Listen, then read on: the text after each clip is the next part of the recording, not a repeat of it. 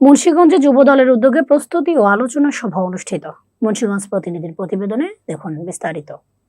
আগামী 28 মে 2025 খ্রিস্টাব্দ ঢাকায় অনুষ্ঠিতব্য তারুণ্যের ভাবনা ও অর্থনৈতিক মুক্তি শীর্ষক সেমিনার এবং তারুণ্যের রাজনৈতিক অধিকার প্রতিষ্ঠায় সমাবেশ সফল করার লক্ষ্যে মুন্সিগঞ্জ সদর উপজেলা যুব দলের উদ্যোগে প্রস্তুতি ও আলোচনা সভা অনুষ্ঠিত হয়েছে।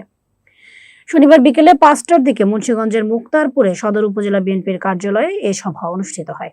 অনুষ্ঠানে প্রধান অতিথি ছিলেন মুন্সিগঞ্জ জেলা যুব দলের আহ্বায়ক মোহাম্মদ মুজিবুর রহমান দেওয়ান, সদর উপজেলা যুব দল আহ্বায়ক অ্যাডভোকেট মোহাম্মদ নূর হোসেনের সভাপতিত্বে ও সদস্য সচিব মাহবুব হাসান সোহাগের সঞ্চালনায় প্রধান বক্তা ছিলেন জেলা যুব দল সদস্য সচিব মোহাম্মদ মাসুদ রানা। বিশেষ বক্তা ছিলেন জেলা যুবদল সিনিয়র যুগ্ম আহ্বায়ক মোহাম্মদ মোজাম্মেল হক মুন্না। এছাড়া আরও উপস্থিত ছিলেন সদর উপজেলার সিনিয়র যুগ্ম আহ্বায়ক মোহাম্মদ বাবুল হোসেন, যুগ্ম আহ্বায়ক মোহাম্মদ কবির হোসেন, হরগঙ্গা কলেজ ছাত্রদলের সাবেক সাধারণ